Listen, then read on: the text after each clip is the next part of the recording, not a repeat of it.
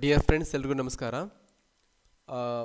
ಪ್ರತಿ ವರ್ಷದಂತೆ ಈ ವರ್ಷವೂ ಕೂಡ NTA ನೆಟ್ UGC ನೆಟ್ ಎಕ್ಸಾಮನ್ನು NTA ಅಂದರೆ ನ್ಯಾಷನಲ್ ಟೆಸ್ಟಿಂಗ್ ಏಜೆನ್ಸಿಯವರು ಕಾಲ್ಫರ್ ಮಾಡಿರುವಂಥದ್ದು. ಪ್ರತಿ ವರ್ಷ 2 ಬಾರಿಯಲ್ಲಿ ನೆಟ್ ಎಕ್ಸಾಮನ್ನು ಕಾಲ್ಫರ್ ಮಾಡ್ತಾರೆ. ಅದೇ ರೀತಿಯಲ್ಲಿ ಈ ವರ್ಷದ ಸೆಕೆಂಡ್ NTA ಎಕ್ಸಾಮನ್ನು ಅಂದರೆ ನೆಟ್ ಎಕ್ಸಾಮನ್ನು ಇದೇ ನವೆಂಬರ್ 19ರಂದು ಪಬ್ಲಿಕ್ ನೋಟಿಸ್ ಮುಖಾಂತರದಲ್ಲಿ ನಿಮಗೆ ಪ್ರೊವೈಡ್ ಮಾಡಿರುವಂಥದ್ದು.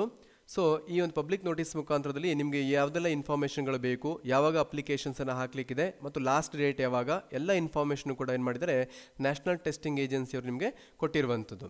ನೋಡಿ ಫ್ರೆಂಡ್ಸ್, ಈ ಒಂದು ವಿಡಿಯೋದಲ್ಲಿ ನಾವು ಏನೆಲ್ಲ ಡಿಸ್ಕಸ್ ಮಾಡ್ತಾ ಇದ್ದೀವಿ ಅಂತಂದರೆ ನೆಟ್ ಎಕ್ಸಾಮನ್ನು ಅಪ್ಲೈ ಮಾಡುವಂಥದ್ದು ಹೇಗೆ ಮತ್ತು ನೆಟ್ ಎಕ್ಸಾಮನ್ನು ಅಪ್ಲೈ ಮಾಡೋದ್ರಿಂದ ನಿಮ್ಗೆ ಯಾವುದೆಲ್ಲ ಬೆನಿಫಿಟ್ಗಳಿವೆ, ಹಾಗಾದರೆ ಯಾರೆಲ್ಲ ನೆಟ್ ಎಕ್ಸಾಮನ್ನು ಅಪ್ಲಿಕೇಶನ್ ಹಾಕಬಹುದು, ಏನು ಎಲಿಜಿಬಿಲಿಟಿ ಇದೆ ಅಪ್ಲಿಕೇಶನ್ ಹಾಕೋದಕ್ಕೆ, ಇವೆಲ್ಲ ಇನ್ಫಾರ್ಮೇಷನ್ಗಳನ್ನು ಕೂಡ ನಾವೇನು ಮಾಡ್ತೀವಿ ಈ ಒಂದು ನೋಟಿಸ್ ಮುಖಾಂತರದಲ್ಲಿ ಇರುವಂಥದ್ದನ್ನು ನಿಮಗೆ ತಿಳಿಸ್ಕೊಡ್ತಾ ಇದ್ದೇವೆ.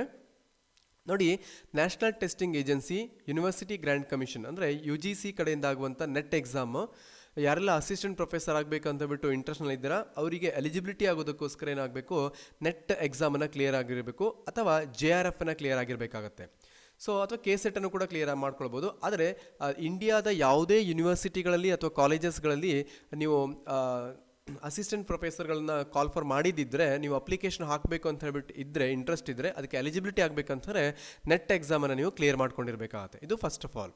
ಅದೇ ರೀತಿಯಲ್ಲಿ ನೆಟ್ ಎಕ್ಸಾಮನ್ನು ಕ್ಲಿಯರ್ ಮಾಡ್ಕೊಂಡಿದ್ದಿದ್ರೆ ಕರ್ನಾಟಕದಲ್ಲಿಯೂ ಕೂಡ ಹಲವಾರು ಕಂಪನಿಗಳಲ್ಲಿ ಅಂದರೆ ಗೌರ್ಮೆಂಟ್ ಕಂಪನಿಗಳಲ್ಲಿ ಆಗಿರುವಂಥದ್ದು ಅಂತ ಹೇಳಿದ್ರೆ MRPL ಆಗಿರ್ಬೋದು, ಅದೇ ರೀತಿಯಲ್ಲಿ ಬೆಲ್ ಕಂಪ್ನಿಗಳಾಗಿರ್ಬೋದು, ಇಂಥ ಕಂಪ್ನಿಗಳಲ್ಲಿ ಏನಾಗುತ್ತಂತಾರೆ ಪ್ರೆಸೆಂಟ್ ಇಯರ್ಲಿ ಯಾರೆಲ್ಲ ನೆಟ್ ಎಕ್ಸಾಮನ್ನು ಕ್ಲಿಯರ್ ಮಾಡಿರ್ತಾರೆ ಅವರನ್ನು ಏನು ಮಾಡ್ತಾರೆ ವಿದೌಟ್ ಕಾಂಪಿಟೇಟಿವ್ ಎಕ್ಸಾಮ್ ಅವರು ಇಂಟರ್ವ್ಯೂ ಮುಖಾಂತರದಲ್ಲಿ ಜಾಬಿಗೆ ತಗೊಳ್ಳುವಂಥ ಮ್ಯಾಕ್ಸಿಮಮ್ ಚಾನ್ಸಸ್ಗಳು ಕೂಡ ಇರುವಂಥದ್ದು. ಅದೇ ರೀತಿಯಲ್ಲಿ ಯಾರೆಲ್ಲ PhD ಮಾಡಬೇಕು ಅಂತ ಹೇಳ್ಬಿಟ್ಟು ತುಂಬ ಇಂಟ್ರೆಸ್ಟಿಂಗಲ್ಲಿ ಇರ್ತೀರಾ, ಇಂಡಿಯಾದ ಯಾವುದೇ ಯೂನಿವರ್ಸಿಟಿಗಳಲ್ಲಿ ಅಥವಾ ಕಾಲೇಜಸ್ಗಳಲ್ಲಿ PhDಗಳು ಕಾಲ್ಫರ್ ಆಗ್ತಿದೆ ಅಂತ ಹೇಳಿದ್ರೆ ನೀವು ಅಲ್ಲಿ ಎಲಿಜಿಬಿಲಿಟಿ ಆಗಬೇಕು, ಅಪ್ಲಿಕೇಶನ್ ಹಾಕಬೇಕು ಅಂತ ಹೇಳಿದ್ರೆ ನೀವು JRFನ ಕ್ಲಿಯರ್ ಮಾಡ್ಕೊಂಡಿರಬೇಕು ಅಥವಾ ನೆಟ್ ಎಕ್ಸಾಮನ್ನು ಕ್ಲಿಯರ್ ಮಾಡ್ಕೊಂಡಿರಬೇಕು ಅಥವಾ PhD ಎಲಿಜಿಬಿಲಿಟಿನ ನೀವಿಲ್ಲಿ ತೊಗೊಂಡಿರಬೇಕಾಗತ್ತೆ. ಆ ಒಂದು PhD ಎಲಿಜಿಬಿಲಿಟಿಯನ್ನು ತೊಗೊಳ್ಳಿಕ್ಕೆ ನೀವು ನೆಟ್ ಎಕ್ಸಾಮ್ಗಳಲ್ಲಿ ಕೆಲವೊಂದಿಷ್ಟು ಕಟ್ ಆಫನ್ನು ಫಿಕ್ಸ್ ಮಾಡಿರ್ತಾರೆ. ಆ ಕಟ್ ಆಫಿಗೆ ರೀಚ್ ಆಗಿದ್ದೀರ ಅಂತಾರೆ PhDಗೂ ಕೂಡ ನೀವೇನು ಮಾಡ್ಬೋದು, ಕ್ವಾಲಿಫಿಕೇಷನ್ಸನ್ನು ತಗೊಳ್ಬೋದು. ಕ್ವಾಲಿಫೈಡ್ ಟು ದ PhD ಅಂತ ಬಿಟ್ಟು ನಿಮಗೆ ಒಂದು ಸರ್ಟಿಫಿಕೇಟನ್ನು ಪ್ರೊವೈಡ್ ಮಾಡ್ತಾರೆ. ಅದ್ರ ಮುಖಾಂತರದಲ್ಲಿ ನೀವು PhDಗೆ ಅಪ್ಲಿಕೇಶನ್ ಹಾಕೊಂಡ್ಬಿಟ್ಟು PhDನೂ ಕೂಡ ನೀವು ಮಾಡಬಹುದು. ನೋಡಿ ಡಿಯರ್ ಫ್ರೆಂಡ್ಸ್, ಹಾಗಾದರೆ ಈ ಪಬ್ಲಿಕ್ ನೋಟಿಸಲ್ಲಿ ಏನೆಲ್ಲ ಕೊಟ್ಟಿದ್ದಾರೆ ಹೇಳುವಂಥದ್ದು ನೋಡ್ತಾ ಹೋಗೋಣ.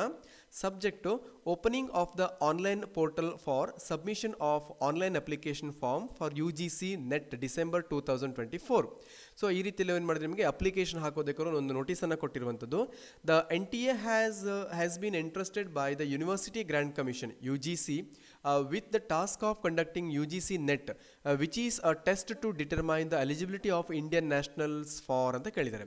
ಸೊ ಇಲ್ಲಿ UGC ಅವರು ಎಲಿಜಿಬಿಲಿಟಿಯನ್ನು ಏನು ಕೇಳ್ತಾ ಇದ್ದಾರೆ ಅಸಿಸ್ಟೆಂಟ್ ಪ್ರೊಫೆಸರ್ಗೋಸ್ಕರ ನೆಟ್ ಎಕ್ಸಾಮ್ ಎಲಿಜಿಬಿಲಿಟಿ ಅಂತ ಬಿಟ್ಟು ಅದನ್ನು ಏನು ಮಾಡ್ತಿದ್ದಾರೆ NTA ದವರು ನ್ಯಾಷನಲ್ ಟೆಸ್ಟಿಂಗ್ ಏಜೆನ್ಸಿ ಅವರು ಏನು ಮಾಡ್ತಾರೆ ಈ ಒಂದು ಎಕ್ಸಾಮನ್ನು ಕಂಡಕ್ಟ್ ಮಾಡ್ತಾ ಇದ್ದಾರೆ ಅಂತ ಬಿಟ್ಟು ಇಲ್ಲಿ ಹೇಳ್ತಾ ಇರುವಂಥದ್ದು. ಅದು ಕೂಡ only for eligibility of Indian nationals ಅಂತ ಹೇಳಿರುವಂಥದ್ದು. ಸೊ ಅದರಲ್ಲಿ ಯಾವುದೆಲ್ಲ ಒಂದು ಎಲಿಜಿಬಿಲಿಟಿನ ಕೊಟ್ಟಿದ್ದಾರೆ ಅಂತಂದರೆ first one award of junior research fellowship and appointment as assistant professor. ಯಾರೆಲ್ಲ JRFನ್ನು ಕ್ಲಿಯರ್ ಮಾಡ್ಕೊಂಡಿರ್ತಾರೆ ಅವ್ರು ಏನು ಮಾಡ್ಬೋದು ಅಂತಾರೆ ಅಸಿಸ್ಟೆಂಟ್ ಪ್ರೊಫೆಸರ್ ಆಗೋದಕ್ಕೆ ಅವರಿಗೆ ಅವಕಾಶಗಳಿವೆ ಅಂತ ಕೂಡ ಹೇಳ್ತಿದ್ದಾರೆ. Appointment as assistant professor and admission to PhD. ಯಾರೆಲ್ಲ ನೆಟ್ ಎಕ್ಸಾಮನ್ನು ಕ್ಲಿಯರ್ ಮಾಡ್ಕೊಳ್ಬೋದು ಅವರು PhDಗೂ ಕೂಡ ಅಪ್ಲಿಕೇಶನ್ಸನ್ನು ಹಾಕೋದಕ್ಕೆ ಎಲಿಜಿಬಲ್ ಆಗಿರ್ತಾರೆ. ಅದೇ ರೀತಿಯಲ್ಲಿ admission to PhD only in Indian universities and colleges. ಯಾರೆಲ್ಲ ಇಂಡಿಯನ್ ಯೂನಿವರ್ಸಿಟಿಗಳಲ್ಲಿ ಮತ್ತು ಕಾಲೇಜ್ಗಳಲ್ಲಿ PhDಯನ್ನು ಕಾಲ್ಫರ್ ಮಾಡಿದಾಗ ಅಪ್ಲಿಕೇಶನ್ ಹಾಕೋದಕ್ಕೆ ಎಲಿಜಿಬಲ್ ಆಗ್ತಾರೆ ಅಂತಂದರೆ ಇಲ್ಲಿ PhD ಹೇಳುವಂಥದ್ದೊಂದು ಎಲಿಜಿಬಿಲಿಟಿ ಕ್ರೈಟೇರಿಯಾಗೆ ನೀವು ಬಂದಿದ್ದೀರಾ ಅಂತ ಹೇಳಿದ್ರೆ ನೀವು ಅಲ್ಲಿ ಅಪ್ಲಿಕೇಶನ್ಸನ್ನು ಹಾಕೋದಕ್ಕೆ eligible ಆಗಿರ್ತೀರಾ. The National Testing Agency NTA will conduct UGC NET December 2024 for 85 subjects in computer based test.